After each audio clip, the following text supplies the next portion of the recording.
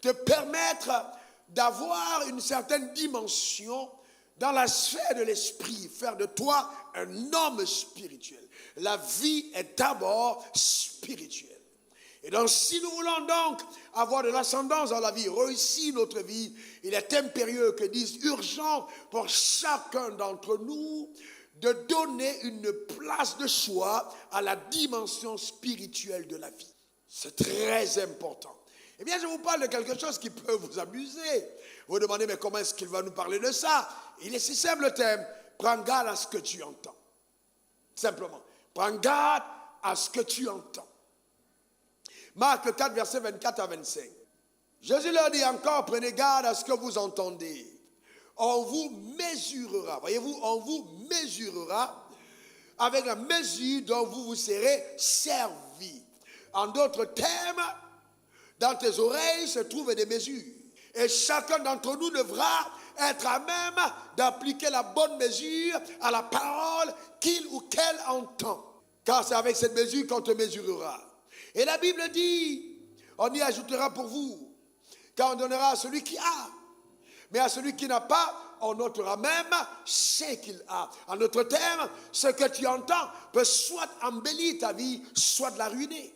Donc l'embellie de ta vie ou la ruine de ta vie sera précédée par les paroles que tu vas entendre. Quand Dieu veut embellir ta vie, c'est par les paroles qu'il te fait entendre. Car il est écrit, la foi vient de ce qu'on entend, et ce qu'on entend vient de la parole de Dieu. Et la foi précède l'action de Dieu dans nos vies. Donc il fait entendre une parole. Mais la Bible nous dit aussi que ton ennemi, le diable, rôde autour de toi. Il rôde comme un lion rugissant, cherchant qui il va dévorer. Donc nous avons un ennemi. Et cet ennemi, c'est le diable. Mais Jésus lui a donné un autre nom, il l'appelait le voleur. Pour décrire ces manœuvres subtiles, perverses et cachées. Voyez-vous, du voleur. Le voleur vient la nuit. Le voleur se dissimule. Le voleur vient quand on n'est pas attentif. Il ne vient pas en face. Voyez-vous, il profite d'un moment d'inattention ou de sommeil. Et il entre pour voler. Pour voler tes bénédictions. Pour voler ce que Dieu a apporté à ta vie. On y prend garde. Quand le voleur ne vient que pour dérober, égorger et détruire. Mais Jésus est venu pour que tu aies la vie. Dans les paroles que le Seigneur Jésus nous a dites plus haut, en disant prends garde à ce que tu entends, sont des paroles très importantes. Aujourd'hui, beaucoup de personnes ne font pas attention à leurs oreilles. Mais les oreilles, c'est la clé. C'est pour ça que j'ai pour coutume de dire que la réussite commence par la sélection de ce que tu écoutes. Parce qu'il faut faire attention. Tes oreilles, c'est très, très, très important. Car l'échec ou le succès vont transiter par tes oreilles. Donc tes oreilles, c'est le lieu de transit de ton succès. C'est par tes oreilles que ton succès passe. C'est aussi par tes oreilles que ton échec passe. Tu es été sauvé parce qu'il y a des choses que tu as entendues. Tu iras au ciel à cause de ce que tu as entendu. Tu es béni à cause de ce que tu as entendu. Mais tu peux connaître aussi la déchéance à cause de certaines choses que tu as entendues. Adam et Ève, ou alors Ève et Adam dans l'ordre chronologique des faits, ont été l'un séduit, voyez, par le diable, et l'autre a péché à partir des paroles qui ont été entendues. Le diable a dit, si tu mangez de ce fruit, vous serez comme des dieux. À partir de là, la déchéance a été justement dans la vie de Ève et Adam. Alors, écoutez-moi attentivement. Jésus a dit, prenez garde. Ça veut dire quoi, prendre garde? C'est-à-dire, il ne faut pas simplement t'arrêter au fait d'écouter, il faut examiner. Il faut examiner, analyser ce qu'on entend avant d'y accorder du crédit. La société est remplie de reporters jaloux. Faites attention à ce que vous entendez. Très attention. Alors, qui tu écoutes souvent? Quels sont tes amis? Quand on parle de mauvaise compagnie qui corrompt les bonnes mœurs. Mais comment ces compagnies corrompent les bonnes mœurs? Parce que vous vous dites quand vous êtes ensemble. Et le drame, c'est que vous devez comprendre que votre association, l'un avec l'autre, détermine les inclinaisons communes de vos âmes. Car il n'y a pas d'amitié sans âme qui s'aime. Donc ce sont vos âmes qui t'appellent souvent. Je regarde le reporter de ton portable, je peux savoir où ta vie va aller. Le type d'amis que tu as, qui te parle régulièrement, qui tu cites en exemple. D'accord? Et puis, au-delà de tout ça, et la bonne nouvelle, c'est qu'il faut encore aller plus loin. Qui est derrière celui qui te parle? Parce qu'en fait, derrière chaque personne qui parle se cache soit Dieu, soit le diable. Mais qui est derrière celui qui te parle? Qui est son maître? Qui l'influence? Qui alimente ses propos? Quelle force réside dans ses paroles? De destruction ou des forces de construction? Il y a des gens, dès que tu les écoutes, tu régresses. Tu marches avec eux, ta foi va commencer à vaciller. Pourquoi? À cause de ce qu'ils disent ou ce qu'elles disent. Il faut faire très attention. Prenez garde à ce que vous entendez. Dans ces questions pour vous sembler anodines, mais je vais vous dire une chose, veillez sur vous-même. C'est la responsabilité d'un homme de veiller sur sa femme, de veiller sur les amitiés de sa femme. Je veille sur les amitiés de ma femme. Ma femme n'a pas le droit d'avoir n'importe qui pour ami. Et là, ma femme veille sur mes amitiés. C'est-à-dire que quelqu'un qui vient chez moi en disant, il vient me voir, ma femme a le droit de checker et de scruter pour voir quelle compagnie, quel compagnon, quelle amitié je peux avoir. Parce que l'avenir de la famille dépend de ces relations-là. Ah, il faut faire attention, frères et sœurs. Faites très attention. Regardez la vie de Jésus. Citez-moi les amis que Jésus avait. Il était très populaire, faisait des grandes croisades, faisait un impact incroyable. Mais citez-moi ses amis, il n'en avait pas beaucoup. La Bible dit celui qui a beaucoup d'amis les a pour sa perte. Il les a pour sa perte. Donc vous devez tirer les leçons de la vie. Eh bien, je voudrais vous parler, prendre la vie de tonton Joe pour illustrer un peu des leçons de la vie. Je parle de Joseph. Je l'appelle tonton Joe. On va parler un peu de tonton Joe. Il a une belle histoire, n'est-ce pas? Tonton Joe, alors Joseph, d'accord, est né, voyez-vous, d'une famille. Son père Jacob, il est béni par Dieu. Et donc Dieu va vouloir perpétuer la parole qui a été annoncée à Abraham quand il a dit tes descendants seront captifs en Égypte pendant 400 ans. Donc par Joseph, l'accomplissement de cette prophétie adressée à Abraham doit s'accomplir. Alors Dieu choisit Joseph. Et au préalable, Dieu montre à Joseph une fois une vision, deux fois une deuxième vision, la même, lui montrant en fait qu'il avait une grande destinée. Vous savez, quand vous avez une grande destinée, Dieu vous parle. Dieu vous parle. Vous êtes là actuellement. Tu sais que tu as une grande destinée. Dieu te parle. Et je veux te dire que quand Dieu t'a montré une destinée, je te garantis, personne ne pourra l'avorter. C'est une destinée qui vient de Dieu. Ta manière de dire Amen m'embête. Mais Dieu te parle pourquoi? Parce qu'il veut que tu fasses attention au type de grossesse que tu as. Parce qu'en fait, il faut comprendre que quand tu as une vision qui vient de Dieu, ton étoile le signale et tu deviens une cible privilégiée du royaume des ténèbres qui s'oppose au Dieu qui t'a rendu enceinte. Alors les frères de Joseph, étant jaloux de lui, ont commencé, son père l'aimait quand même beaucoup, et son père a interprété la vision en disant, mon fils, es-tu en train de dire que pour ta mère, moi, et tes frères, on va se posader devant toi, mon petit. Je comprends, j'aime ton affaire, mais quand même, tu exagères. Comment veux-tu que moi, le patriarche, je puisse me mettre et me prosterner devant toi, Joseph? Mais il ne savait pas exactement tout ce qu'il était en train de dire. Alors Dieu, voyant la haine des frères de Joseph, il savait que s'il demandait aux frères cotiser de l'argent pour envoyer Joseph en Égypte, personne n'aurait cotisé. Il va donc surfer sur leur haine.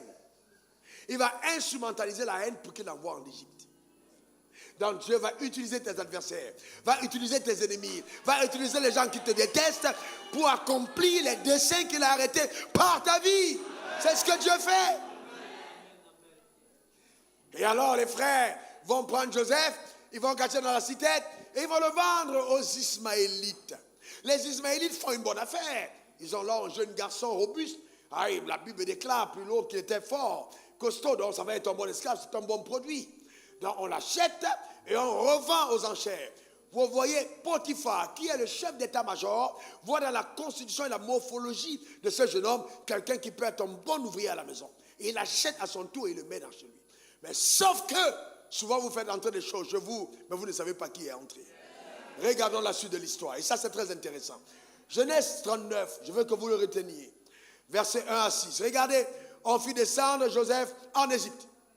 Et Potiphar, officier de Pharaon, chef des gardes, l'Égyptien l'acheta des Ismaélites qu'il y avait fait descendre. L'Éternel fut avec lui. Il fut avec qui? Avec frères et sœurs. Vous traversez des épreuves, vous aussi. Tu étais dans la citerne, on t'a vendu. Dieu ne pouvait pas empêcher qu'on ne te vende pas.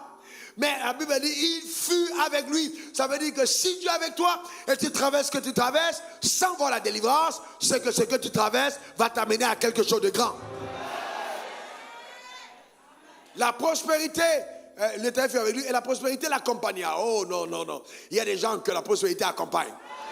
Il habitait dans les maisons de son maître, l'Égyptien. Quand on dit l'Égyptien ici, ça dit homme païen qui n'avait pas d'alliance avec Dieu. Il habitait dans sa maison. Regardez la suite.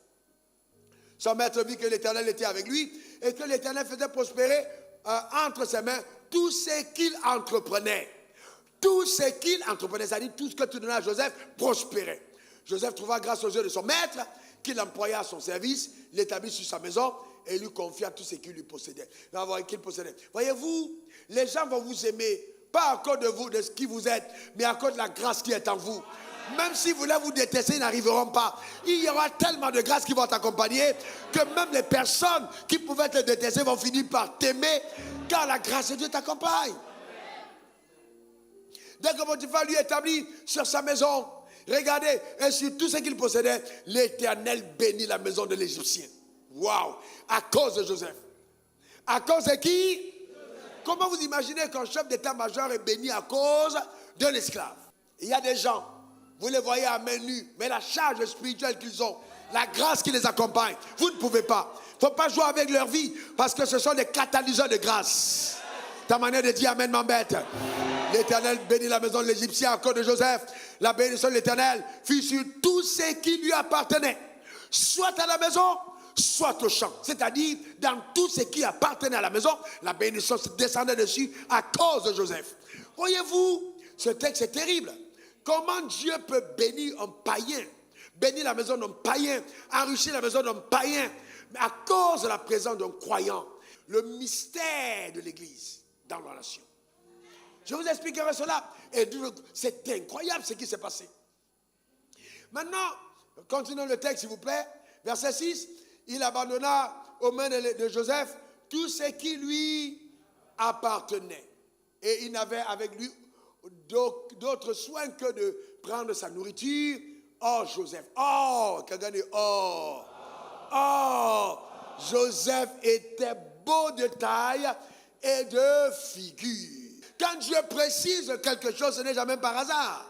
Oh, Joseph était beau de taille et de figure. Deux personnes peuvent être bénies mais ne pas avoir les mêmes problèmes. Oh, Joseph était beau de taille et de figure. La femme de Potiphar a remarqué que Joseph était beau. La femme de Potiphar a remarqué que Joseph était de belle taille. Mais si son mari était un gars de l'armée, c'est que c'était aussi un gars fort. Donc vous voyez, mais elle a remarqué qu'il y a quelque chose sur la vie de ce jeune homme et elle tomba follement et diaboliquement, je cite, amoureuse de Joseph. Regardez au verset 10.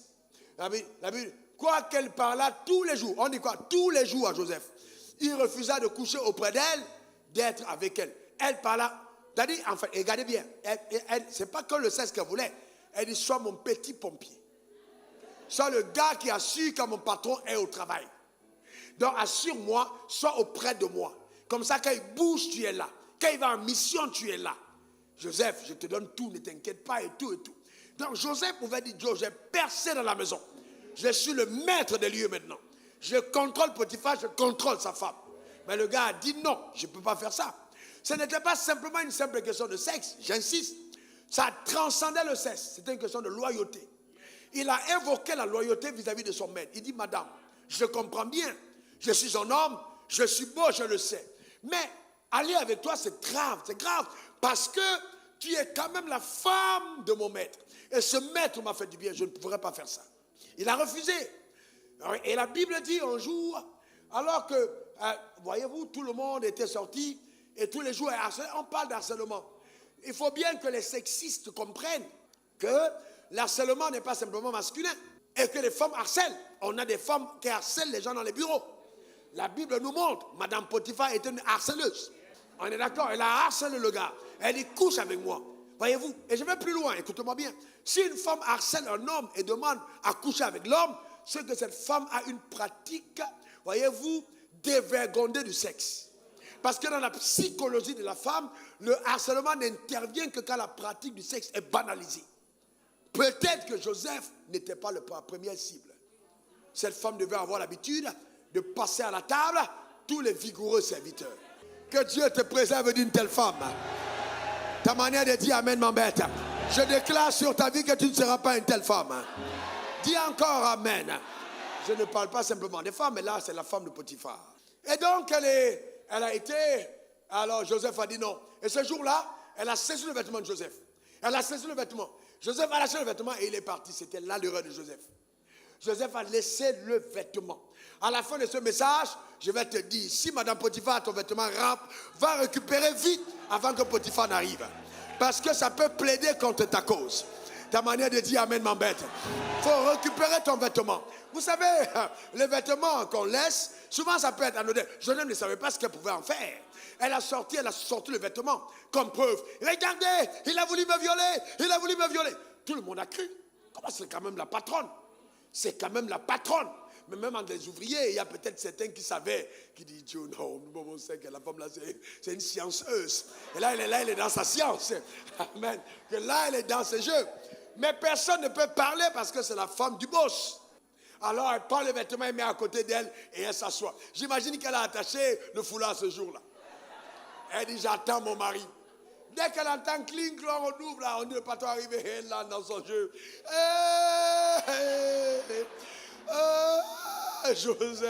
Joseph. Voilà, donc le mari entend, il dit, mais qu'est-ce qu'il y a? On dit, patron, c'est madame qui pleure. Elle pleure pourquoi? Et puis il attend, dès qu'elle voit le pavé, il dit, Joseph. Le patron dit, mais qu'est-ce qui s'est passé? Et Joseph. Et puis bon, le vêtement. Mais qu'est-ce qui s'est passé avec Joseph? Joseph a fait quoi? Et puis c'est l'autre dame de la maison qui s'occupe de la cuisine qui dit, patron, c'est qu'en fait Joseph voulait la violer. Quoi? Dis-moi. Joseph. Donc là, il ne parle pas, mais c'est les gens qui commencent à dire. Alors le gars est là comme ça, le sang tout rime. Quand le gars voulait s'attaquer à mon repas, personnellement là, il y a problème. La femme dit, c'est Joseph. Alors, voyez-vous, frères et sœurs, aïe. Alors, Joseph, je ne sais pas, je suis convaincu que ce jour, le patron n'a pas demandé à Joseph quel est ton avis. Non. Eh quoi? Tais-toi, bam, peut-être la même gifle. Tu es malade, toi, tu es dans cette maison, c'est ma femme, je vais te montrer. Allez, amenez-le en prison. Abus de pouvoir, il n'a même pas été jugé. On l'a jeté en prison, là où étaient gardés les prisonniers du roi.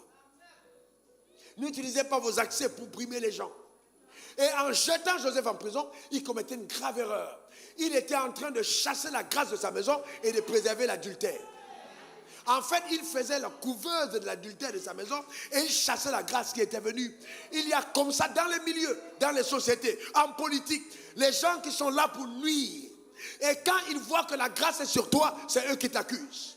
Mais je déclare que tes accusateurs auront tort dans le nom suprême de Jésus. Donne-moi ton meilleur amen. Et je te garantis, je te parle clairement, tu le verras tomber de tes propres yeux. Dieu te rendra justice. Parce que c'est Dieu qui défend. Qui accusera les élus de Dieu? C'est Dieu qui justifie. Ça existe partout. Les commérages, les ragots, les racontards. Les gens qui se mettent autour pour obtenir la faveur des patrons, la faveur du pasteur. Dans tous les milieux, on a toujours les gens qui viennent raconter les histoires. Donc un conseil à vous qui êtes patron et leader, ne prêtez pas vos oreilles aux rapporteurs. Vous allez avoir un très très mauvais leadership. N'écoutez pas les gens. Il aurait dû se dire, puisqu'il avait vu que Dieu était avec Joseph, il aurait quand même pu écouter Joseph. Comment Dieu, ce gars-là, Dieu a béni ma maison par lui. Dieu a fait prospérer jusque dans les champs. Même si c'était, quand même, je ne le vois pas en prison. Ce gars, vous savez, vous faites attention. N'ayez pas de jugement hâtif. Ne vous pressez pas. Joseph a eu trop de problèmes avec les questions de vêtements. Son père était en train de pleurer son deuil à cause de son vêtement. Le voilà là en prison à cause de notre vêtement. C'est la deuxième fois que ces vêtements causaient problème. La première fois, on a pleuré. Faites attention aux vêtements. Je suis dans le ministère. Je peux vous dire, vous savez, dans la vie, il y a des choses terribles. Les gens que vous rencontrez, Satan est terrible, il est méchant. Faites attention. Jeune fille, je vais vous dire une chose, les sentiments que vous pouvez éprouver là, qu'un homme peut éprouver à ton égard ne sont pas tous sains. Il y a des sentiments diaboliques. Il y a des gens qui t'aiment diaboliquement inspirés. Ils te donnent tout ce que tu veux. Oh, c'est sûr que c'est Dieu qui est derrière. Et tu vas aller à la mairie excité jusqu'à la dernière. Et paf, après 6 mois, tu enseignes. 3 mois, tu accouches, c'est les triplés. Alléluia, Dieu est dedans. Après encore, paf, c'est les jumeaux. À moins de 2 ans, tu as 5 enfants. En fin de 2e année, il a disparu, il n'est plus jamais revenu. Te voilà qui porte 5 gosses toute seule en train de transpirer en route. Il est parti. Le gars a disparu. C'était qui? C'était le diable. Il est entré dans ta vie pour ruiner ta destinée et te laisser 5 enfants entre les mains. Faites attention à ce que vous entendez. Faites attention aux sentiments. Faites attention à ce que vous entendez. Il faut être à même de jauger qui est derrière ça. Ne regardez pas simplement aux choses qu'on présente. Faites très attention.